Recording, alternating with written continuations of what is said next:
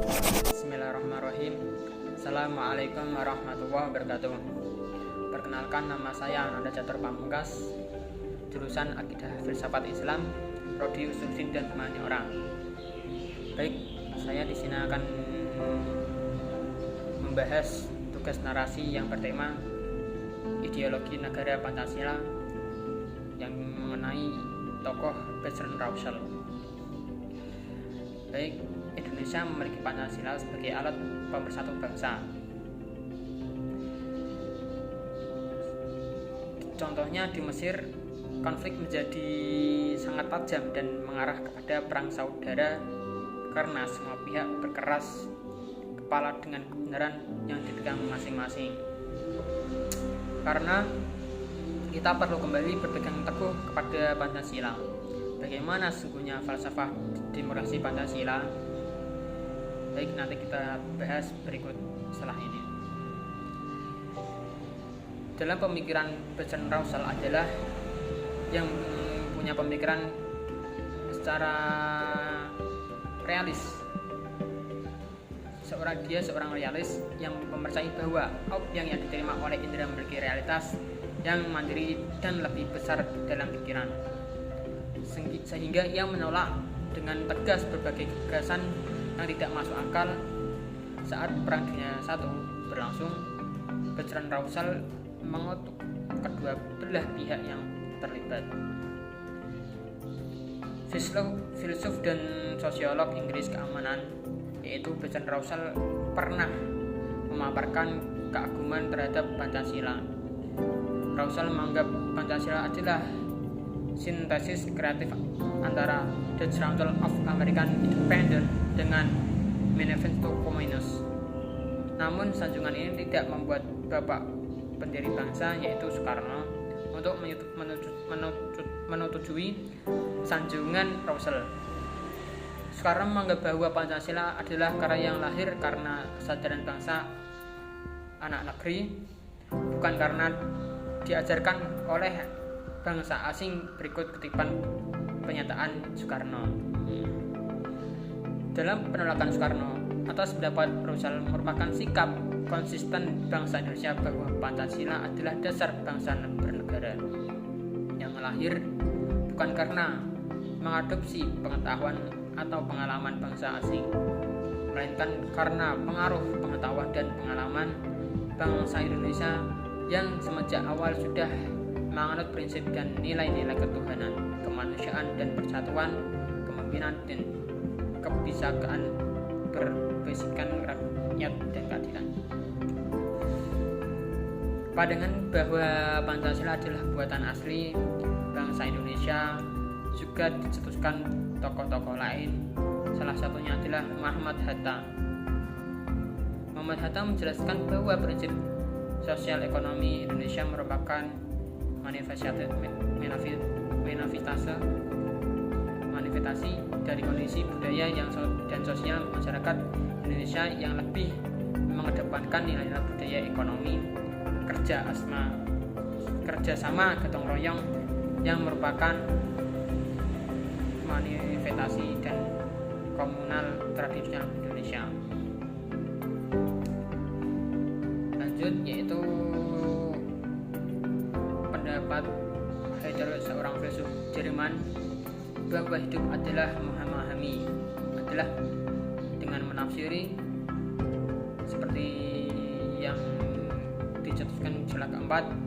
Pancasila pun takut luput dari beragam penafsiran yang seringkali menimbulkan silang pendapat.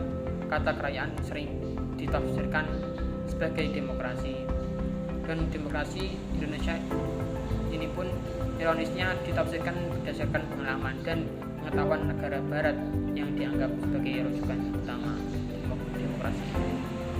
Padahal kenyataan bangsa Indonesia memiliki sistem kerakyatan berdasarkan karakteristiknya sendiri, bukan malah meminjam atau mencontoh demokrasi yang dijalankan oleh negara-negara barat karena pasti tidak cocok diterapkan karena adanya perbedaan pengetahuan, pengalaman, dan kebudayaan antara bangsa Indonesia dan bangsa barat itu sendiri.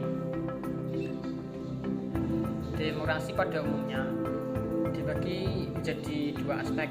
Yang pertama adalah bentuk formal demokrasi dan kedua adalah bentuk substansi demokrasi.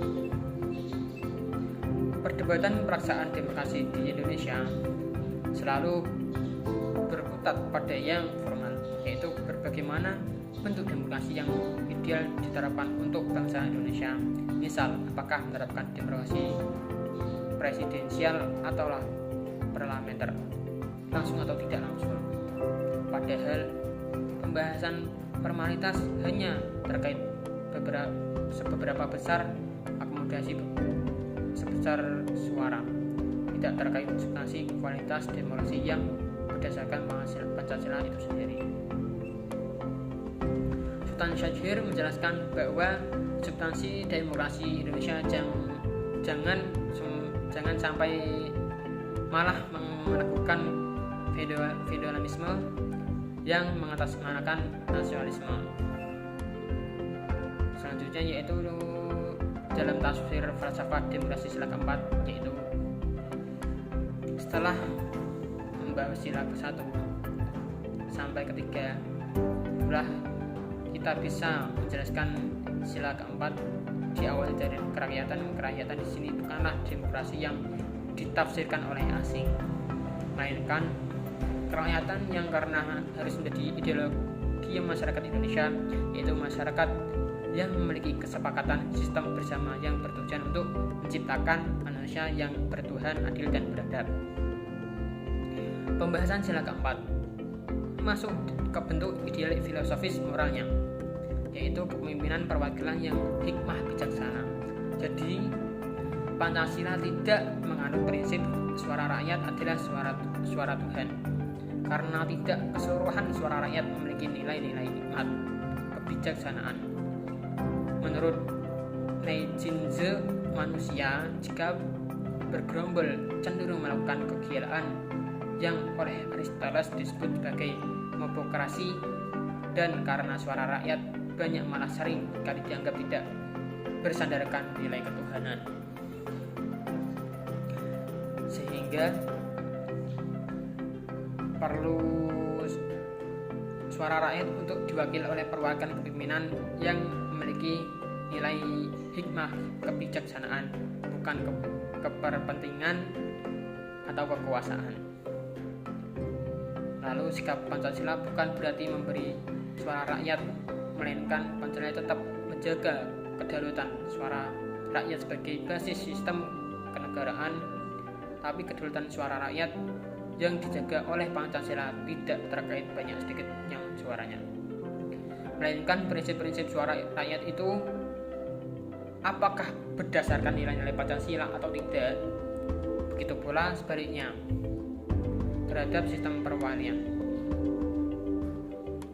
atau sistem perwakilan. Pancasila tidak menghendaki yang adanya tirani atau otoriani oligarki, karena perwakilan menurut Pancasila harus tidak atas manusia-manusia paripurna yang memiliki hikmah kebijaksanaan, bukan kepentingan kekuasaan. Pendapat ini sering dengan Plato, Aristoteles, serta Al-Farabi. Juga berpendapat bahwa manusia adalah makhluk sosial yang memiliki kecenderungan untuk hidup bermasyarakat dengan tujuan di samping memenuhi kebutuhan pokok hidup juga mencapai kebahagiaan material dan spiritual di dunia dan di akhirat. Mungkin hanya ini yang bisa saya dapat jelaskan. Ya, apabila ada kekurangan dalam ucapan atau kesalahan dalam